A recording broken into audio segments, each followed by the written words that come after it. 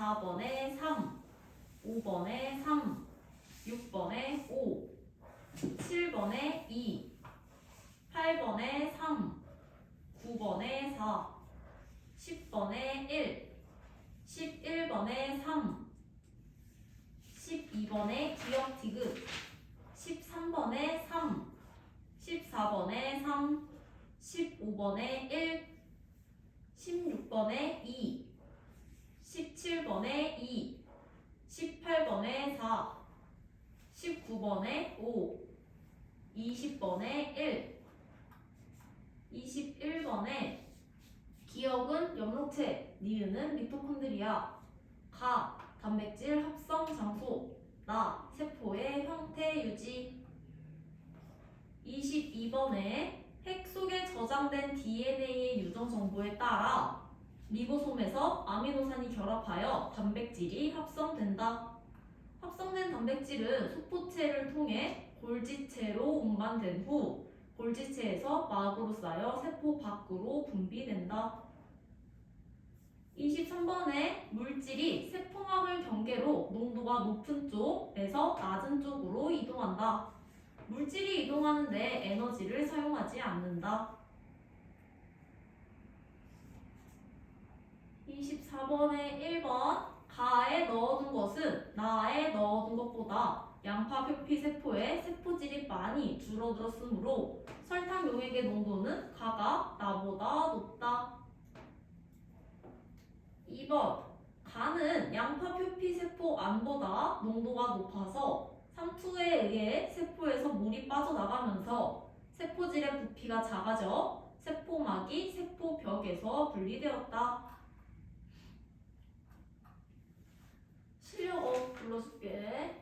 1번에 4, 2번에 4, 3번에 1, 4번에 3, 5번에 5, 6번에 3, 7번에 1, 8번에 3.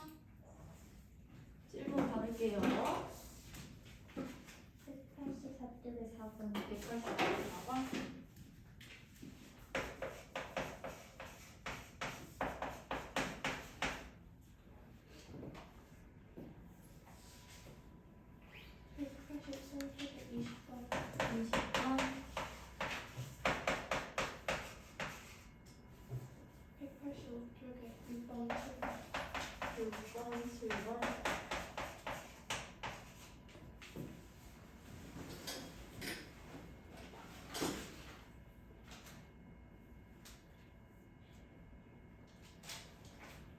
더 없나요?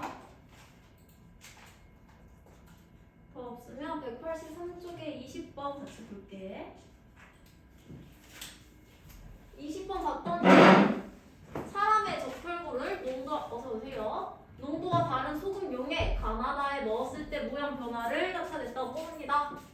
이때 보면 가에 넣은 적혈구는 기존의 적혈구 그대로 상태를 유지하고 있죠. 즉 밖으로 나가는 물과 들어오는 물의 양이 똑같기 때문에 부피를 유지할 수 있었던 거니까 얘는 등장액이겠구나 알 수 있고요. 그리고 나를 봤는데 적혈구는 사람의 적혈구니까 사람은 동물이죠. 즉 동물세포고요. 동물세포면 세포벽이 없잖아.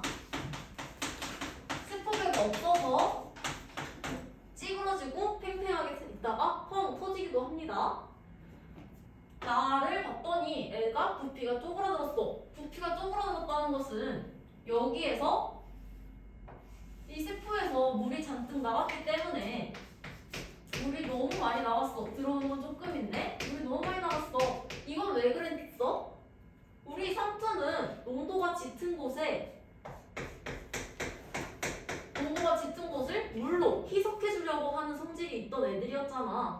물이 나갔다는 것은 이 용액이 농도가 짙었다는 것이고 짙기 때문에 여기 세포 안에서 물이 나가서 얘를 희석시켜 주려고 했던 거다. 즉 얘는 고장액이겠구나 알 수 있고요. 다를 봤더니 적혈구가 빵빵해졌네. 빵빵해진 거면 물이 많이 들어왔을 거야. 물이 나가기도 합니다. 그치만 너무 많이 들어왔어. 그러니까 부피가 커졌겠죠. 물이 왜 들어왔을까? 얘가 너무 짙으니까 물을 넣어서 희석을 해주려고 했을 거죠. 그러니까 여기가 더 세포가 더 농도가 짙은 거니까 이 용액은 얘보다 세포 농도가 낮다. 즉 저장액이겠구나 라고 알 수 있고요. 기억 볼게. 소금의 용액 농도는 나, 가, 다 순으로 높다. 맞죠? 가의 적혈구에서는 세포막을 통한 물의 이동이 없다가 아니라 왔다 갔다 하고 있어요. 여기서도 다 주고받고 있어. 그치만 이때는 들어오고 나가는 물의 양이 같을 뿐이고 얘는 들어오는 게 적고 나가는 게 많을 뿐이고요. 얘는 들어오는 게 많고요. 나가기도 합니다. 그래서 얘는 물의 이동은 항상 있어. 다보다 농도가 높은 소금의 용액에서 적혈구를 넣으면 세포막이 커질 수가 있다. 다보다 농도가 높은 얘보다 농도가 높은 소금 용액에 넣은 거면 도장액을 말하고 있는 거겠죠. 그러니까 얘도 아니다. 기억이 맞겠다. 이렇게 풀 수 있어요. 얘들아 만약에 이게 세포벽 사람의 적혈구 즉 동물 세포니까 세포벽이 없죠. 만약에 식물 세포라고 하면 식물 세포는 세포벽이라는 게 이렇게 있어. 그리고 그 안에 세포막이 이렇게 있는 거니까 고장액, 밖이 용액이 더 농도가 진한 애에다가 얘를 넣으면 얘를 희석시켜주고 싶잖아. 그러니까 얘 세포에서 물이 많이 나가요. 물로 들어오기도 합니다. 그치만 많이 나가. 많이 나가면 얘가 쪼그라들겠죠. 세포벽은 그대로고 세포막이 쪼그라들어. 이거를 원형질 분리라고 했었고요. 그리고 저장액에 넣으면 세포벽은 이대로 있는데 세포막도 여기 안에 있었는데 물이 많이 들어올 거 아니야. 왜냐면 얘네가 농도가 짙으니까. 그럼 얘는 물이 많이 들어오니까 팽팽해져서 세포벽도 같이 팽팽해지는 행윤이 일어났죠. 이거 알고 있어야 돼. 84쪽에 4번 볼게요.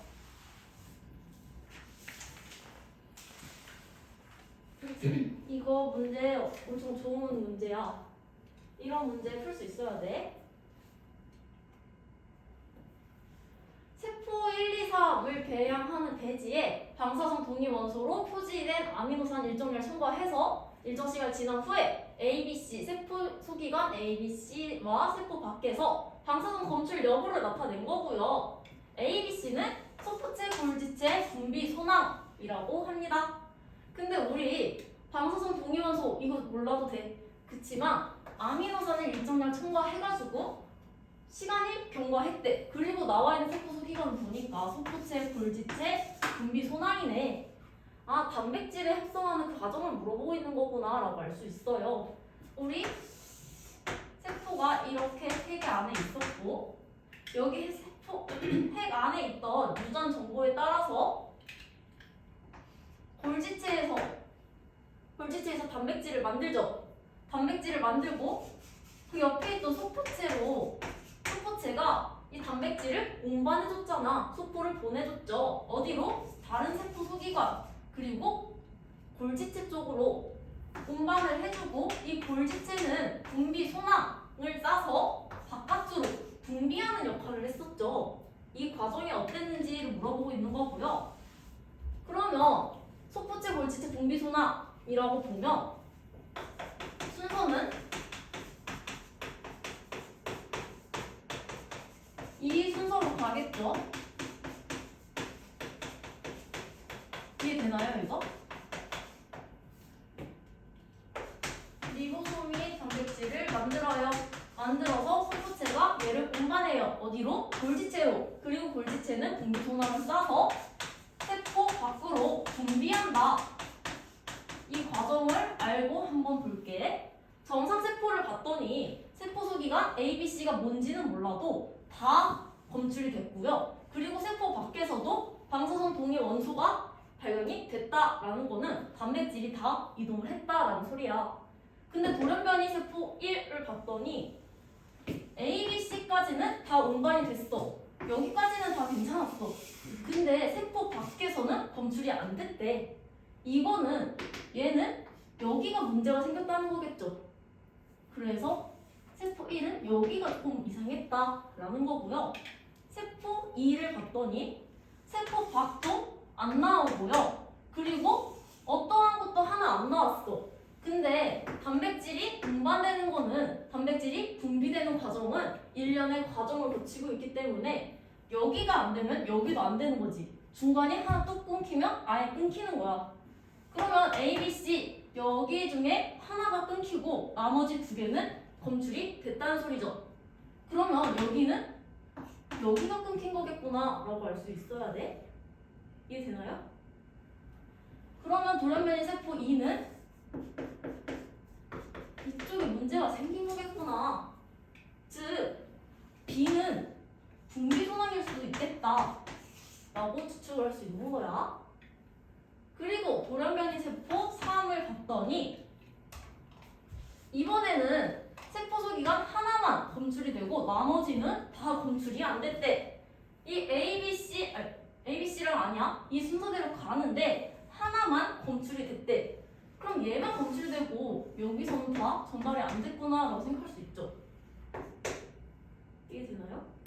얘만 됐으니까 된 거 여기가 소포체겠고 그리고 남은 A가 물지체겠구나 라고 생각할 수 있는 거야. 기억 볼게. A, B, C는 모두 인지질 이중층으로 된 막이 있다. 이거 주의해야겠었어. 이중막이랑 이중층은 다른 거야. 이중층은 인지질 이중층. 소수성과 친수성으로 되어 있는 이 인지질이 소수성끼리 꼬리끼리 모여 있는 게 이중층, 이 두 개의 층으로 되어 있다 해서 이중층인 거고요. 이 이중층이 하나의 막, 즉 얘만 있으면 단일막인 거고 이게 하나 더 있으면 이중막이라고 했잖아. 즉 얘네는 다 단일막이었던 애들이었어. 그래서 기억 맞아요. 그리고 단백질이 합성되어 이동하는 경로 우리 알고 있지. 소포체, 골지체, 분비소낭 순이고요. 소포체 C, 골지체 A, 분비소낭 B로 알고 있습니다. 디귿 세포 2는 소포체에서 골지체로 운반되는 소포체에서 골지체 쪽이 이상이 생긴 거다라고 하는데 우리 이번 체크해놨잖아. 소포체에서 골지체가 아니라 골지체에서 분비소낭 그리고 분비소낭에서 세포막까지 안 된 거니까 여기가 결함이 있어서 여기가 쭉 이어지지 않았다라고 할 수 있어. 그래서 디귿은 아니야. 기억 모음만 맞습니다. 그리고 85페이지에 6, 7번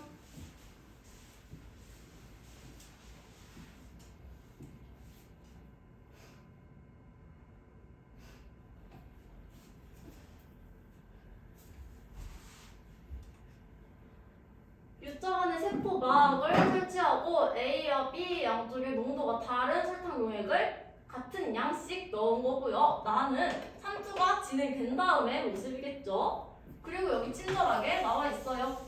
설탕 분자는 세포막을 통과하지 못합니다. 원래 이거 안 줘도 세포막이 나와 있다. 반투과성 막이니까 용매만, 즉 물만 이동할 수 있다라고 알고 있어야 돼. A랑 B를 봤는데 진행이 된 다음에 A의 용액의 높이가 훨씬 높아졌죠. 그리고 우리는 세포막은 설탕 분자가 통과할 수 없다는 걸 아니까 오직 물만 왔다 갔다 할 수 있는 걸 알아. 그런데 얘네의 용액이 농도가 달라요. 다를 때 농도가 짙어야 여기로 할게요. 농도가 짙으면 물이 이동해서 희석시켜주려고 한다 했잖아. 그러니까 물이 이만큼 많이 움직이겠죠. 물론 여기로도 가긴 해. 그치만 더 많은 양이 A 쪽으로 갔기 때문에 높이가 이만큼 올라갔다라는 소리야. 물이 이동한 거 꼭 명심해야 돼. 그러니까 높이 올라간 쪽이 농도가 훨씬 높았겠구나 라고 알 수 있겠죠. 기억, 가에서 설탕 용액의 농도는 A 쪽이 B쪽보다 높죠. 니은, 나에서 A와 B 사이의 세포막을 통과한 물의 이동은 없다라고 하는데 확산 때부터 이렇게 계속 나와. 물의 이동은 항상 있어요.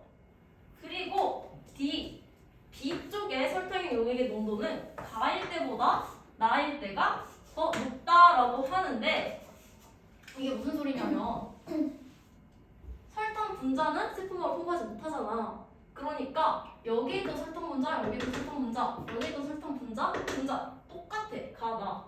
그 대신 물이 이동할 수 있잖아. 만약에 여기에 10분자에 설탕이 있다고 하면 여기에는 만약에 물도 10분자가 있다고 쳐. 물이 이만큼 이동했겠죠. 설탕 분자는 똑같이 있는데 물이 줄었어. 그럼 농도가 더 짙어지겠죠. 그래서 얘도 맞아요. 기억 디귿 나올 거예요. 그리고 7번.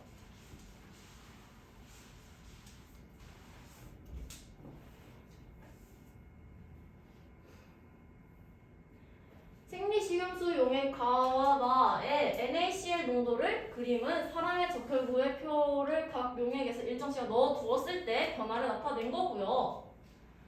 생리식염수는 사랑과 농도가 같고요. A와 B는 각각 용액 가, 나 중 하나다라고 합니다.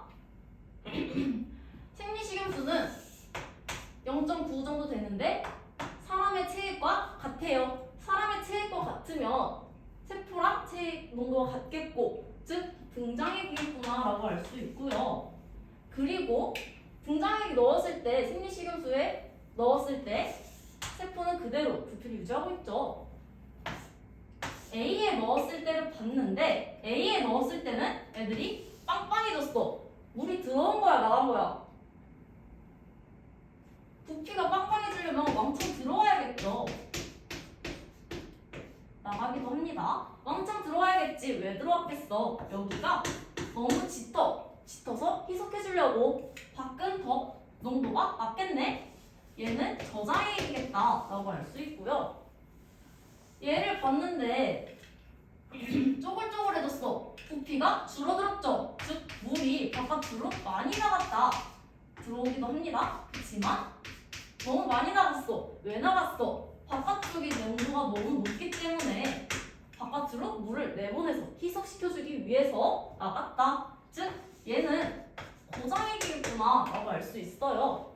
근데 생리식염수일 때는 이렇게 되어 있고 용액 가는 2.0의 농도, 용액 나는 0.5의 농도라고 치면 0.9보다 높은 얘가 농도가 높잖아. 즉 고장액이 되는 거고요. 0.9보다 농도가 낮은 얘가 저장액이 된다. 그래서 이렇게 되겠죠. 용액은 B는 용액 가이다. 맞죠? A에 넣었을 때, 즉 저장액에 넣었을 때는 적혈구 용액 내에 농도가 증가한다라고 하는데 아까 우리 6번에서 봤던 거랑 똑같아. NaCl 분자는 똑같이 있어. 근데 물이 왕창 들어온 거잖아. 왕창 들어온 거기 때문에 농도가 오히려 줄겠죠. 생리식염수에 넣은 적혈구에 있는 세포막을 통해서 물이 이동하지 않는 게 아니라 왔다 갔다는 똑같다고요. 이렇게 해서 기억만 맞을 거야. 문제 풀면서 이 부분이 완전 생명 파트야. 생명 파트는 기본 개념 암기가 되게 베이스로 되어 있긴 하는데 개념 쪽에서 나왔던 내용 말고도 문제에서 약간 새로운 개념들이 많이 보였을 거야. 그런 거 잘 체크해서 더 외워놔야 돼. 생명 쪽 문제가 다 그래. 그래서 처음 보는 개념이다 아니면 이거는 조금 생소하다라고 싶으면 무조건 체크를 해놓고 계속 보고 또 하셔야 돼요. 오늘은 효소부터 할게. 186쪽이고요. 일단 효소는 활성화 에너지를 낮춰서 낮은 온도에서 화학 반응이 빠르게 일어난다라고 하는데 우리 효소 단백질 했을 때 한번 배웠어. 단백질은 히읗 3개의 구성분이라고 말했었는데 그 히읗 하나 3개는 항체와 호르몬 그리고 효소 이렇게 3개가 있었고요. 효소는 단백질로 이루어져 있다라고 했었어. 근데 이 효소가 뭐냐면 활성화 에너지를 낮춘대. 여기서 이 활성화 에너지는 쉽게 말해서 반응물과 생성물, 반응물이 생성물이 되기 위해서 이렇게 단순히 올라가는 게 아니라 엄청난 산을 하나 넘어야 돼. 그때 이 산의 경사를 활성화 에너지라고 합니다. 경사가 심하면 올라가기 힘들겠죠. 올라가기 힘든 거를 이 효소가 산의 경사를 낮춰주는 역할을 하는 거야. 그래서 그래프 보면 효소를 쓰면 이만큼 경사가 낮아지죠. 정상이 낮아지는 거야. 그러면 더 반응하기 쉽겠죠. 올라가기 쉬우니까 생성물을 만들기가 쉬워진다. 그리고 하나 더 봐야 되는 게 반응열이라는 게 있어. 반응열이라는 게 있고요. 얘는 뭐냐면 반응물과 생성물의 에너지 차이를 말하는 거야. 효소가 없을 때도 반응물과 생성물의 에너지 차이는 똑같죠. 있을 때나 없을 때는 똑같다. 그래서 반응열은 효소가 있으나 없으나 똑같다. 이 정도 하나 알아두시고요. 그리고 반응물 에너지가 낮아. 그리고 만들어진 생성물 에너지가 크네. 즉 동화작용을 말하고 있어요. 얘는 합성을 한 거야. 합성을 한 거고요. 여기를 보면 반응물이 크고 생성물이 작아. 나눠졌겠죠. 즉 이화작용을 말하고 있고요. 효소는 물질 대사에 관여하는 꼭 물질 대사에 관여를 하는 애야. 얘는 물질 대사에 꼭 효소가 필요하고요. 물질 대사는 동화랑 이화가 있었잖아. 동화랑 이화 둘 다 효소가 작용한다. 이것도 알아두세요. 동화에서 봤으니까 우리 이화에서 나오는 그래프 한번 볼게. 반응물에서 생성물이 되기 위해서는 산 하나를 넘어야 돼요. 이렇게 넘어야 되는데 이러한 산의 경사를 줄여주는 게 활성화 에너지를 줄여주는 게 이 효소고요. 경사를 이렇게 낮춰줘요. 낮춰주니까 낮은 온도 에너지가 적어도 조금만 힘을 들여도 반응을 쉽게 생성물로 만들 수 있다라는 소리야. 그때도 반응열은 효소가 있으나 없으나 똑같다라고 하고 있는 거고요.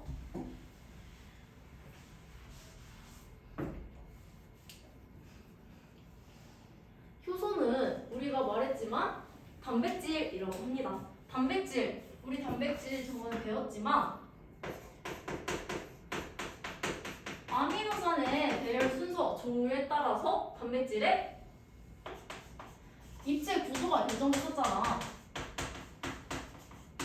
그리고 이 입체 구조에 따라서 단백질의 기능과 종류가 달라졌었어요. 그때 이 입체 구조에 따라서 효소도 다양한 기능을 가질 수 있는 거야. 이 입체 구조에 따라서 효소는 이런 입체 구조를 갖고요. 여기랑 맞는 애들이랑만 붙어서 반응을 하는 거야. 지금 얘랑 맞는 애들을 반응을 맞는 애들만 붙이고요. 이 반응물을 우리는 기질이라고 할 거야. 그러니까 모양이 맞는 애들이랑만 붙잖아. 이거를 조금 이따 배울 거지만 기질 특이성이라고 합니다. 기질을 특이적으로 붙인다라는 소리고요. 그리고 얘가 반응물이 효소랑 딱 만났어. 그러면 아까 우리 그래프 본 것처럼 활성화 에너지 산을 맞춰줘. 이 반응을 해서 낮은 온도, 즉 낮은 에너지에서도 반응을 쉽게 할 수 있게 하죠. 반응을 쉽게 해서 이러한 생성물로 나누게 하는 거예요. 그런데 지금 효소를 보면 처음과 끝이 계속 효소의 모소량이 같죠. 그래서 반응을 한번 한 효소도 다시 또 재사용이 가능합니다. 이것도 두 번째 특징으로 재사용이라고 하는데 바로 밑에서 또 배울 거야. 그래서 효소의 특성은 이렇게 두 가지가 있어요. 이게 중요해.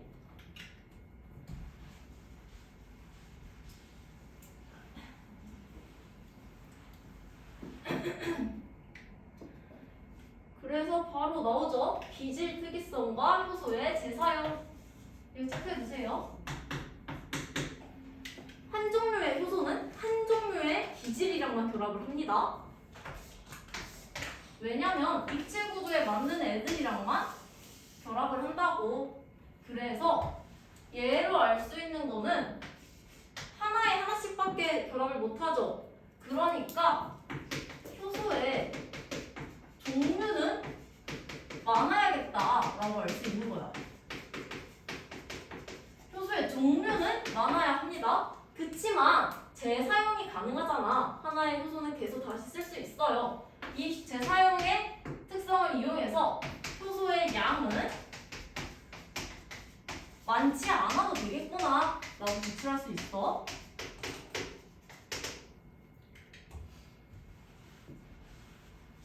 근데 이 효소가 단백질이라고 했잖아. 단백질은 변성이라는 게 일어나. 변성이 일어나는데 변성이 일어날 때가 온도, 여러 가지 요인이 있겠지만 온도에 대한 요인이 있고 pH에 대한 요인도 있어. 온도에 대한 요인이 제일 대표적인 거 말하면 우리 계란 익히기 전에 흰자가 투명색이죠. 근데 후라이팬에 넣고 익히면 하얀색이 되지, 불투명하게 되지. 그게 온도에 의해서 단백질이 변성이 된 거야. 그런 것처럼 단백질은 변성이 될 수 있는데 효소는 단백질이라고 했죠. 그래서 이 효소도 온도에 의해서 변성이 될 수 있어. 변성이 되면 입체 구조가 바뀌어. 얘들은 아까 봤던 효소는 이러한 입체 구조를 가져서 이렇게 생긴 기질이랑만 결합할 수 있었잖아. 근데 온도가 가해지면 일정 온도가 가해지면 막 변해. 그러면 원래 결합할 수 있었던 기질이랑 결합할 수 없겠죠. 이런 게 일어나면서 효소가 망가지는 건데 이 효소는 단백질은 40도에서만 돼도 변성이 일어나. 우리 열 많이 오를 때 40도까지 오르잖아. 그게 위험한 게 효소가 변성이 될 수가 있어. 그러면 몸에 적절한 활성을 이룰 수가 없겠죠. 그래서 위험한 거야. 그리고 효소와 생명 형상, 그냥 대부분의 생명 형상에 관여한다. 이 정도만 보고 넘어가시고요. 카탈리스로 과산화수소 분해라고 나오는데 여기서 봐야 될 거는 기체, 어떤 기체가 나오는지 정도는 외워두세요.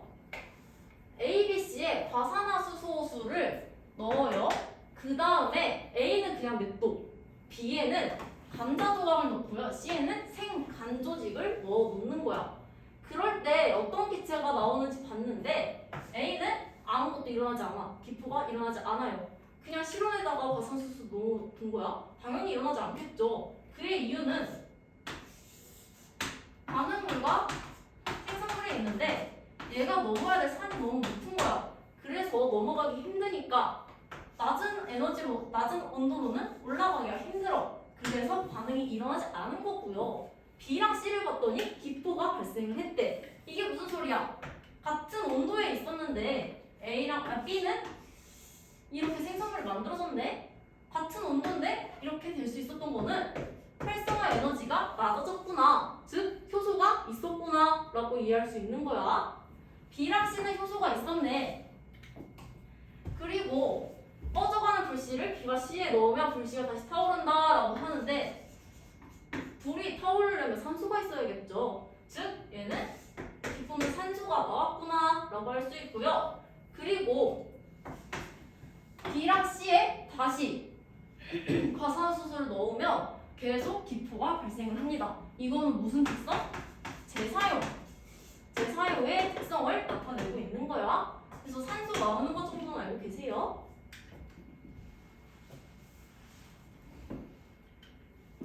그리고 나오는 게 효소의 활용이라고 나오는데 여기는 이것만 알고 있으면 돼. 생명체 밖에서도 작용할 수 있습니다. 합니다. 그리고 여기는 한번 읽어봐 보세요. 생명체 밖에서도 작용을 한다. 뭐가? 효소가. 문제 볼게. 물질 대사에 대한 설명이야. 우리 저번 주에 했던 거고요. 생명체 내에서 일어나는 화학 반응 맞아요. 그리고 반드시 에너지 출입이 함께 일어납니다. 그래서 물질 대사의 다른 말은 에너지 대사라고 하는 거야. 그리고 대부분 효소가 없어도 일어난다? 아니에요. 효소 꼭 있어야 돼. 효소 없어도 일어날 수 있었던 거는 연소라고 있었어. 불타는 애들을 말하고요. 얘들은 400도씨가 돼야 일어날 수 있었어. 우리 몸에서 이거 일어나면 안 되겠죠. 그래서 효소는 있어야 된다. 연소는 400도씨에 일어나고요. 효소는 물질 대사는 우리 몸의 온도인 36.5도에서도 반응이 잘 일어나. 그의 이유는 효소 때문이다 라고 생각할 수 있어. 이건 동화작용과 이화작용에 대한 설명이고요. 물질을 분해해. 이렇게 있었던 거를 분해해버려. 얘는 이화야, 동화야? 그렇죠. 이화예요. 왜냐하면 달을 입자잖아. 하나에 있던 게 달라진다. 여러 개로 달라진다. 이화라고 할 수 있고요. 물질이 합성이 됐어. 여러 개가 같아졌어. 즉 동화라고 할 수 있고요. 그리고 에너지 흡수, 즉 에너지에 대한 말이 나왔는데 에너지는 접착제로 쓰인다고. 에너지는 접착제예요. 접착제가 필요한 거는 달라지는 거야, 같아질 때야? 같아질 때는 이런 애들이 이렇게 붙는 거고요. 이게 동하고 이화일 때는 이런 애들이 나뉘는 거잖아. 즉 동화일 때 같은 거 붙이려면 다른 거 붙이려면 접착제가 필요하겠죠. 그래서 에너지를 흡수하는 거야. 그래서 얘도 동화. 에너지를 방출해야 돼. 방출한 거는 붙여놨던 접착제를 반납한다라는 소리고요. 접착제로 붙여놨던 거 반납해야 되니까 이화일 때 에너지가 방출이 됩니다. 그리고 광합성이랑 세포호흡, 이거 대표적인 동화와 이화의 예시였어. 이건 알고 있어야 돼. 광합성, 합성, 동화. 세포호흡, 얘는 이화였습니다. 세포호흡 과정 다시 말해줄게. 우리가 밥을 먹어요. 밥에 있는 포도당. 밥을 먹고요. 그리고 우리 숨도 쉬어요. 숨을 쉴 때 산소를 들이마시지. 그리고 나오는 게 후 내뱉는 이산화탄소가 나오고요. 밥을 먹었으니까 화장실 가고 싶을 거 아니야. 화장실 가고 싶은 H2O 물이 나오고요. 그리고 우리가 생명활동에 필요한 에너지로 쓸 수 있는 ATP라는 애들이 이렇게 나옵니다. 이게 바로 세포호흡이었어. 그리고 얘는 미토콘드리아에서 일어났고요.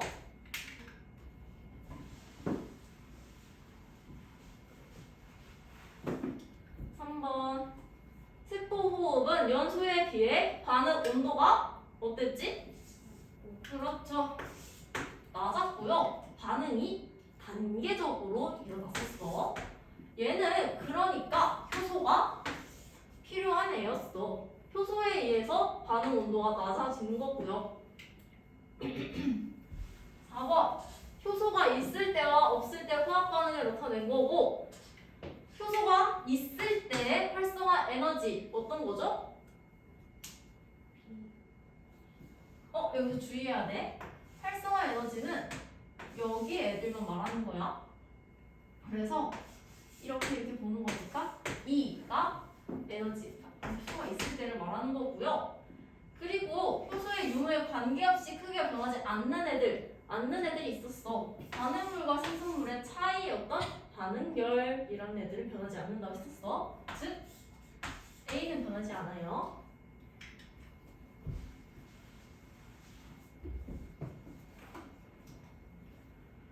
5번 효소 어떤 거죠? A, B, C, D 중에? B. 그렇죠. 효소는 B야. B고요.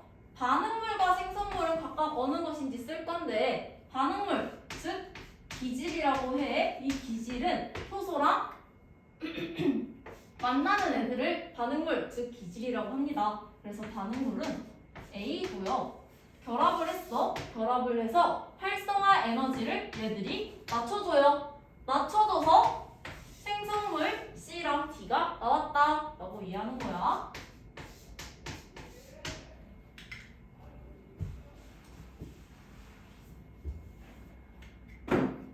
6번 다음 현상과 관련된 효소의 특성을 쓸 거야. 이런 거 넣고 아밀레이스라는 걸 첨가를 했더니 녹말이 분해돼서 몇 당이 생겼대. 그런데 이 단백질과 지방은 변하지 않았대요. 오직 얘만 변한 거잖아. 그럴 때 효소의 특성으로 관계돼 있었던 거는 기질의 특이성과 관계 있는 거야. 이거는 왜냐면 이 아밀레이스가 효소야. 침에 있는 효소야 이게. 만약에 이 효소가 진짜 이렇게 생긴 건 아니야. 이렇게 생겼다고 하면 얘 여기 결합 부위랑 맞는 기질이랑만 결합을 하겠죠. 그게 바로 녹말이었던 거야. 그래서 얘는 녹말이랑만 특이적으로 반응을 한다. 기질 특이성이라고 하는 거고요. 단백질은 반응이 되지 않는 거 보니까 뭐 이렇게 생겼거나 지방도 이렇게 생겨서 맞지 않았을 거야. 그래서 녹말만 반응을 했다. 7번 효소에 대한 설명 볼게요. 효소 생명체 내에서만 작용합니까? 이거 아니야. 아까 한번 읽어보라고 했었죠. 한 종류의 효소는 여러 종류의 반응물과 작용할 수 없어요. 하나의 효소는 하나의 반응물이랑만 연결을 할 수 있기 때문에 많은 종류의 효소가 필요한 거였고요. 재사용을 할 수 있기 때문에 많은 양은 필요 없었다라고 하는 거였어. 3번 요소는 화학 반응에 한 번 사용되면 구조가 변해서 재사용할 수 없는 게 아니었죠. 재사용할 수 있었어. 반응물과 결합하여 활성화 에너지를 낮추는 게 효소의 정의였고요.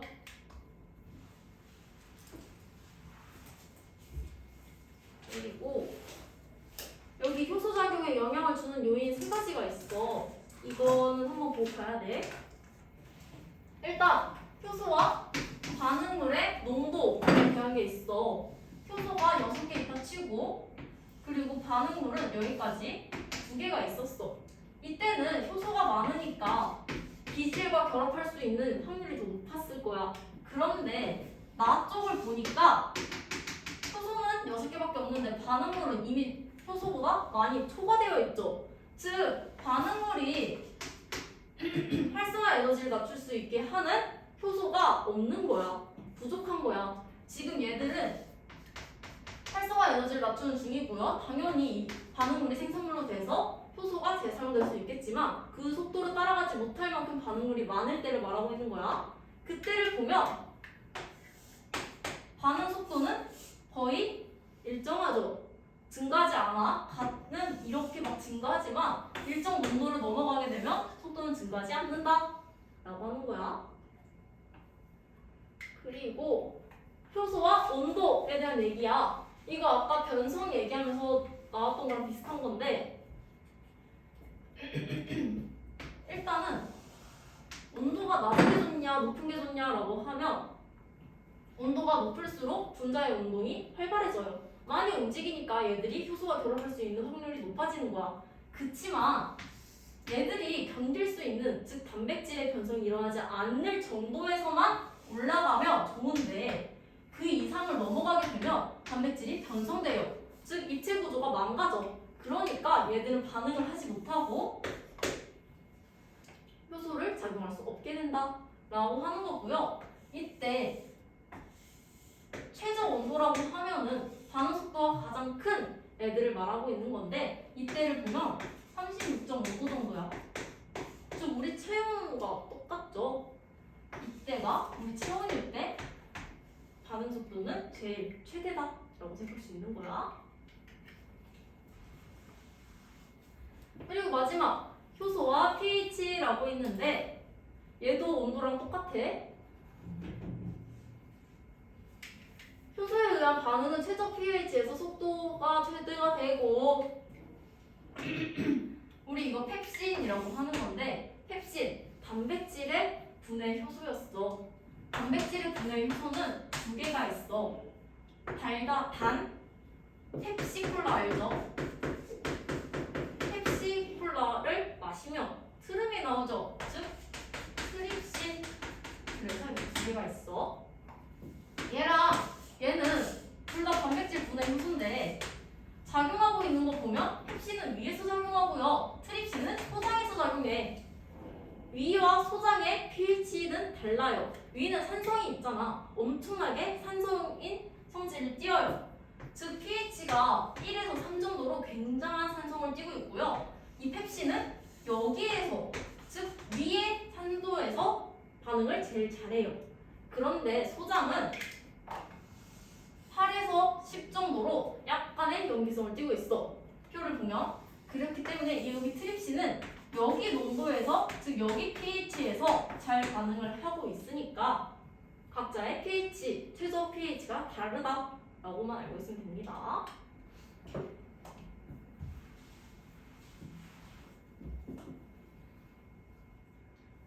그리고 190쪽 여기는 숙제고요.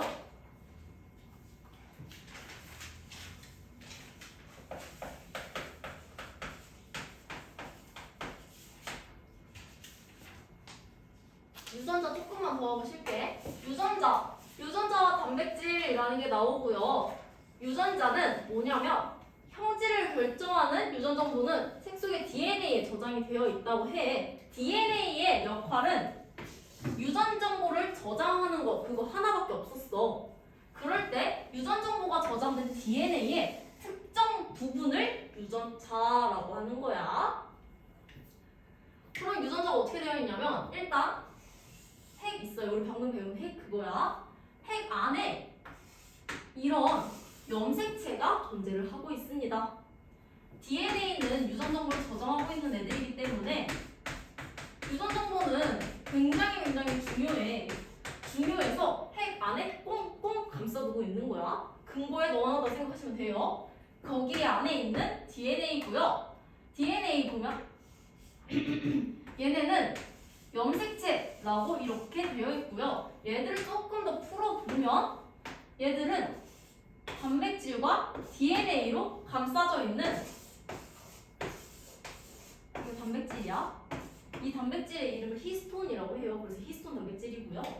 얘를 DNA가 뚫뚫뚫뚫 감고 있는 형태가 이렇게 하나가 있어. 얘네가 수없이 연결돼서 감싸서 뚱뚱하게 땅땅하게 되어 있는 게 염색체인 거야. 그리고 여기에 있는 감싸고 있는 애들이 우리가 아까 예전에 배운 DNA인 거야. DNA는 약간의 끈의 역할을 한다고 생각하시면 됩니다. 이 히스톤 단백질을 묶는.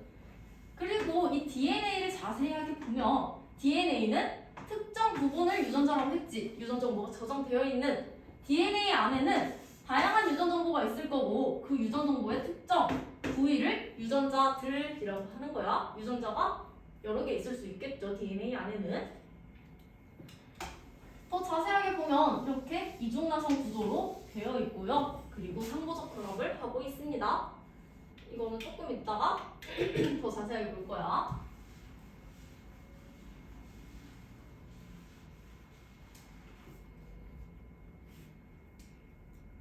유전자와 단백질이라고 나오는데 우리가 단백질을 만드는 거는 굉장히 중요해. 효소도 단백질, 호르몬도 단백질, 항체도 단백질, 우리 피부도, 머리카락도 모든 게 거의 다 단백질로 이루어져 있어요. 그 단백질은 유전 정보에 따라서 만들 수 있는 거고요. 유전 정보는 DNA 유전 정보가 있는 유전자에서 나올 수 있어. 유전자의 유전 정보에 따라 효소를 비롯한 다양한 단백질이 합성이 되는 건데 어떻게 유전자에서 단백질이 나올 수 있느냐? 있나를 보고는 거야 이제. 예시를 보면 DNA에서 유전 정보를 갖고 있는 유전자, 어떤 유전자냐면 눈동자에 대한 유전 정보에 대한 위치야. 거기서 갈색 눈동자 유전자가 있고 파란색 눈동자 유전자가 있었어. 여기에서는 단백질의 레시피가 있다고 생각하시면 돼요. 이거를 보면서 단백질을 합성해요. 단백질을 합성해. 이걸 보면서 어떻게 만들어야 될지 하고 보는 거야. 많은 양의 멜라닌 합성 효소가 나와. 효소도 단백질이라고 했으니까. 그리고 얘들이 단백질이 기능을 수행합니다. 기능을 수행해서 멜라닌은 색소를 만드는 효소. 멜라닌이라는 것은 색소를 말하고 있는 건데 그 멜라닌을 합성할 수 있는 효소를, 즉 단백질을 만들었고 이 효소들로 인해서 많은 양의 멜라닌을 만들어요. 그 멜라닌에 의해서 우리가 갈색 눈동자를 가질 수 있는, 즉 형질이 나타나게 되는 거예요. 파란색 눈동자를 보면 여기서는 파란색 눈동자를 만들 수 있는 레시피가 적혀 있는 거야. 그러려면 멜라닌 색소, 합성 색소가 적어야 된대. 그러니까 적은 합성 효소, 단백질 합성하고요. 그리고 이 멜라닌에서 합성 효소가 적으니까 적은 양의 멜라닌이 나오고, 그리고 얘는 파란색 눈동자라는 형질이 나타날 수 있었다 라는 내용이야. 그리고 그 밑에 사슴 털색에 대한 것도 나오는데 이것도 눈동자랑 똑같아요.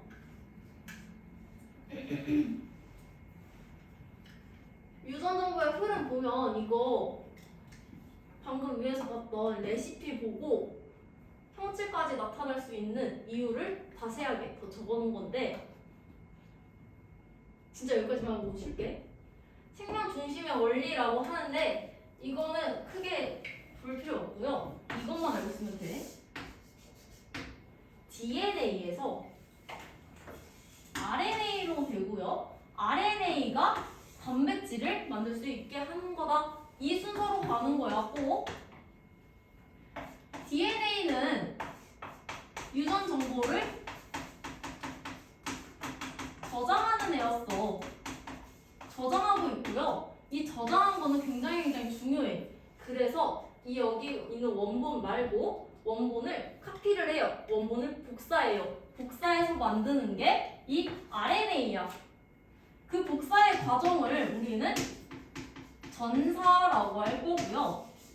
전사를 통해서 이 RNA가 나오는 건데 이 RNA는 일종의 유전정보 복사본이라고 생각하시면 되고요. 복사본이기 때문에 밖에서 돌아다녀도 크게 상관은 없어. 안에 우리 핵 안에는 굉장히 중요한 DNA 따로 있으니까 얘는 복사본이니까 너는 가서 활동을 해라 라고 하는 거야. 이 RNA에 의해서 단백질이 합성이 되는데 우리가 레시피를 복사했지. 그 복사한 거를 어떻게 해야 될지 번역을 하는 과정이 있어. 그럼 말 그대로 여기는 번역이라고 합니다. 번역을 해서 단백질을 만들어낸다 라는 과정을 거치고 있어요. DNA에서 전사를 통해 RNA가 나오고요. 이 RNA를 번역해서 단백질을 만든다 라는 내용이야. DNA는 유전 정보를 갖고 있기 때문에 굉장히 중요하다고 했지. 그래서 핵이라는 금고 안에 넣어둔다고 했어. 핵이라는 금고 안에 DNA라는 유전 정보를 갖고 있는 소중한 애를 넣어놔. 여기 얘는 너무 소중하기 때문에 밖으로 나오기가 조금 그래. 그러니까 아예 핵 안에서 복사를 해버리는 거야. 그래서 전사는, 즉 RNA는 핵 안에서 만들어지는 거예요. 그리고 얘가 핵에는 이렇게 핵봉이라고 하는 구멍이 살짝 뚫려 있어. 여기를 통해서 세포질로 RNA가 나가요. 나가서 얘가 활동을 하는 거야. 나가서 단백질을 만들 수 있게 번역을 하는데 이 번역은 세포질에서 이루어진다. 전사까지는 핵, 번역은 세포질에서 이 정도만 알고 있으면 됩니다.